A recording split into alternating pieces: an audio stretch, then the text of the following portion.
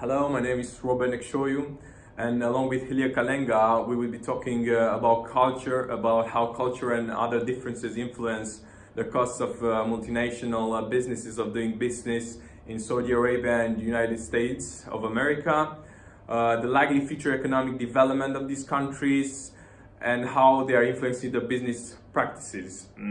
A culture is composed by the attitudes, shared values, and beliefs of a group of people. It is a subtle subject to think about because individuals belong to a variety of cultures based on their nationality, gender, ethnicity, religion, work association, age, profession, and income. The first country that we're going to talk about is Saudi Arabia, an absolute monarchy where the king is the head of the government and the commander of the armed force. Religion is very important in Saudi Arabia. The Quran and Sunnah representing the constitution of the country as well as the basis of Islamic law, Sharia. The religion culture has an important influence on every aspect of the country, including business. For example, during the period of Ramadan, when people fast during the day, restaurants serve customers only in the evening. And during the 5 times a day that Muslim men are called to prayer, restaurants such as McDonald's are closing.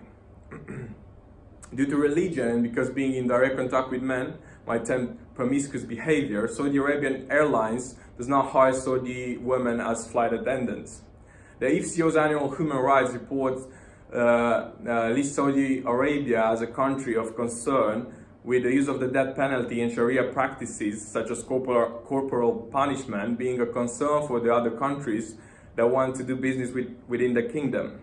A vast majority of the people who visit Saudi Arabia are finding the negative stereotypes that prevailed in the West to be wide of the mark. Because of a culture of patronage and wasta, which means connection, existing almost in all Arab countries, the efforts to fight against corruption are very complicated. A good example is bribery. Although it is illegal in the kingdom, many business people are practicing it. In the Arab culture, business is based on personal relationship and face-to-face meetings with the Saudi people, taking time to know the foreigners well, building friendships based on mutual benefit, but avoiding to make full financial disclosure outside the family. The Saudi Arabian society is heavily segregated. Out of the 2.7 million Saudis in work in 2014, only 32% were female. They are facing more difficulties to participate in the workforce than men, requiring men permission to work, travel, study, marry, or even access healthcare.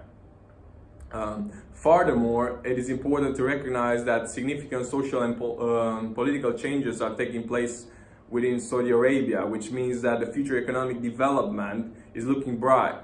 For example, in 2016, the government unveiled an economic reform strategy named Vision 2030, with the intention of reshaping the Saudi economy and moving it away from its reliance on oil revenues and state-funded activity. And now I'm going to pass it to Hilya. Okay, I will be talking about the USA. The USA is a developed country.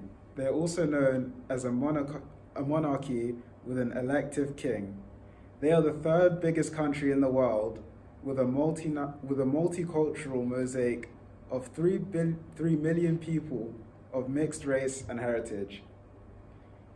Even with all these different races, there is still a business culture that they have all adapted to.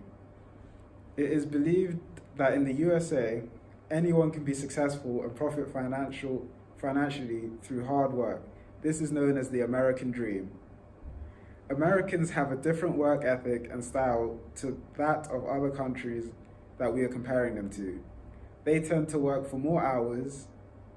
A Gallup report from 2014 estimated that the average full-time worker in the United States works 47 hours a week. This is much longer than in most other countries across the globe. In Europe, for example, people aren't allowed to work longer than 48 hours. 48 hours. Americans also get less holiday time on average than most other countries, with most companies offering up to 2 weeks of paid leave each year. They also tend to continue working through their lunch break and eating at their desk. This shows Americans have a very work-focused mindset. Americans' main focus is on time rather than building relations. They believe that wasting time is the same as wasting money.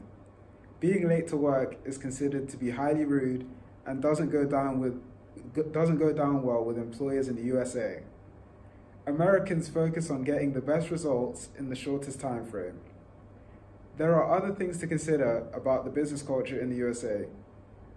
There are a few traits that are linked to US business culture, and these include individualism, competitiveness, efficiency, informality, and openness to innovation and change. There are a lot of costs that corporations need to take into account when they decide to do business in the USA. Corporations are organized under state law, and each state has its own rules for creating and operating corporations. There are different costs to operating in different parts of the USA. That is all. Thank you.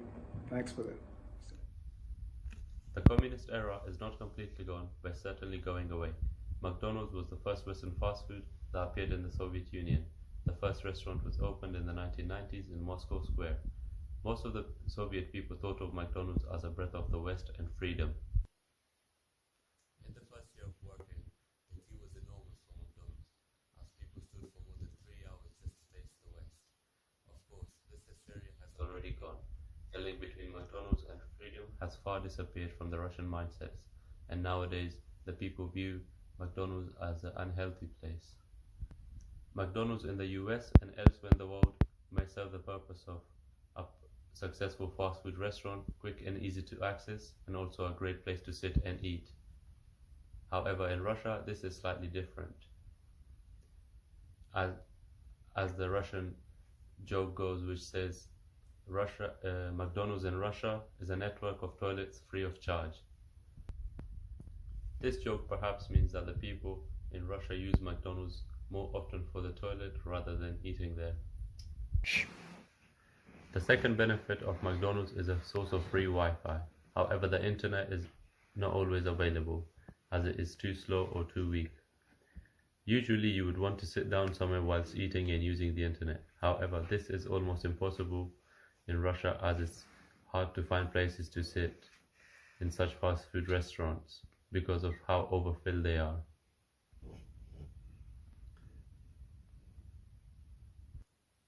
There's a problem with breakfast in McDonald's in Russia, as almost all the dishes of breakfast in McDonald's contain pork dishes in Russia. Many of the foreigners do not eat pork for either religious or health reasons. So for the foreigners, it is very hard to know if they are getting what they are asking for, as English isn't as popular in Russia as it may be elsewhere in the world. Due to corruption, that the old Soviet saying amongst workers was, "They pretend to pay us, we pretend to work," as it used to take almost a month for a single document to go from one department to another. Now, however, the overwhelming majority of the documents are transmitted electronically, and that old mindset and work culture has now reversed. Companies are more competitive now, focusing on the productivity and efficiency of the people. Some firms still feel a sense of powerlessness to handle the changing conditions in Russia.